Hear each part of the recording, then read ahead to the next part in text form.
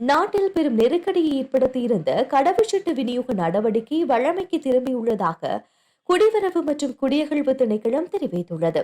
வாராந்த வேலை நாட்களில் 4 மணி நேரத்துக்குள் நெரிசல் இல்லாமல் கடவுச்சீட்டுகளை பெறுவது இப்போது சாத்தியமாகும் என திணைக்களத்தின் பதில் கட்டுப்பாட்டாளர் நாயகம் சமிந்த பதிராஜ தெரிவித்துள்ளார். குடிவரவு மற்றும் குடியகழ்வு திணைக்களத்தில் 9 ஒருநாள் சேவை கவுண்டர் தற்போது முழு திறனுடன் இயங்கி வருகின்றது. இதில் 8 ஒருநாள் கவுண்டர்கள் மற்றும் முன்னுரிமை கவுண்டர் ஆகியவை அடங்கும் எனவும் அவர் குறிப்பிட்டுள்ளார்.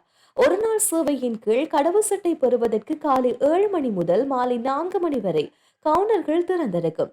காலை 6 மணி முதல் பிற்பகல் 2 மணி வரை கடவுச்சீட்டை பெறுவதற்கான வசதிகள் வழங்கப்பட்டுள்ளதாக அவர் கூறியுள்ளார். இரவு முதல் பகல் வரை வரிசையில் காத்திருந்து நேரத்தை வீணடிக்க வேண்டிய அவசியம் இல்லை. ஒரு நாள் சேவையின் கீழ் தினமும் சுமார் 2000 கடவுச்சீட்டுகள் வழங்கப்படுகிறது. பிற்பகல் 2 மணி வரை விண்ணப்பங்களை சமர்ப்பிக்க நேரம் இருப்பதால் காலையில் திணைக்கள வளாகத்துக்குள் வர வேண்டிய அவசியமில்லை. மேலும் மாத்தறை, வவுனியா, குருநாகல் மற்றும் கண்டி ஆகிய இடங்களில் உள்ள ஒவ்வொரு பிராந்திய அலுவலகமும் ஒரு நாள் சேவையின் கீழ் ஒரு நாளுக்கு 250 கடவுச்சீட்டுகளை, வழக்கமான சேவையின் கீழ் 150 கடவுச்சீட்டுகளையும் வழங்குவதால் அருகிலுள்ள பிராந்திய அலுவலகத்துக்கு சென்று நேரத்தை மீதப்படுத்துமாறு அவர் பொதுமக்களிடம் வேண்டுகோள் விடுத்துள்ளார்.